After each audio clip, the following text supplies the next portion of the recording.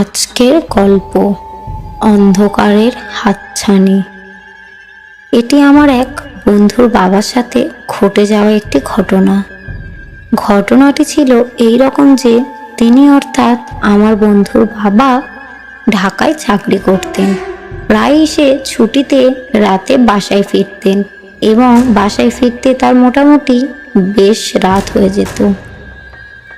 একদিন সে ঢাকা থেকে বাসায় ফিরছিল।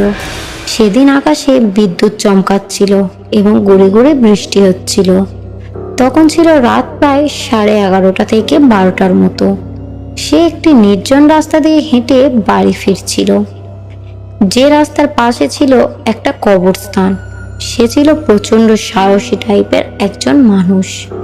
অনেকদিন যাওয়া আসার কারণে সে ওই রাস্তা দিয়ে একা যেতে কোনো ভয় বা দ্বিধাবোধ করতেন না। তো সেদিন সে এমনি করে ওই পথ ধরে একা একা হেঁটে যাচ্ছিল। কিছু দূর যাওয়ার পর সে দেখতে পেল সামনে তার পরিচিত এক লোক হেঁটে যাচ্ছে। লোকটিকে দেখে সে চিনতে পারল। বেশ ভালোই হলো, দুজন গল্প করতে করতে বাড়ি যাওয়া যাবে। কিন্তু অদ্ভুত ব্যাপার হলো, সে যতই তাকে সামনে গিয়ে ধরার চেষ্টা করছে ততই লোকটি পিছনে চলে যাচ্ছে। সে এইবার একটু বিব্রত বোধ করলো। সে লোকটিকে এবার জোরে ডাক দিতেই লোকটি দাঁড়িয়ে পড়ল। এরপর সে লোকটির সাথে হাঁটা শুরু করলো। হাঁটতে হাঁটতে সে একসময় বাড়ির খুব কাছে চলে আসলো। অনেকদিন পর বাড়ি ফেরার কারণে সে অর্থাৎ আমার বন্ধুর বাবা বাড়ির কাছে আসতেই কিছুটা অন্যমনস্ক হয়ে গিয়েছিল এবং তার সাথে আসা সেই লোকটার কথা রীতিমতো ভুলে গিয়েছিল। হঠাৎ সেই লোকটার কথা মনে পড়তেই সে পেছনে তাকালো, কিন্তু পেছনে তাকিয়ে সে অন্ধকার ছাড়া আর কিছুই দেখতে পেল না।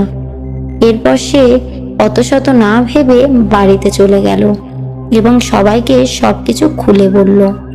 তার কথা শুনে রীতিমতো সবার মাথায় বাজ পড়ে গেল, কেননা সে যে লোকটির সাথে বাড়ি পর্যন্ত এসেছে সেই লোকটি কিছুদিন আগে মারা গিয়েছিল। এখন আমার প্রশ্ন, লোকটি কি কোনো খারাপ কিছু ছিল?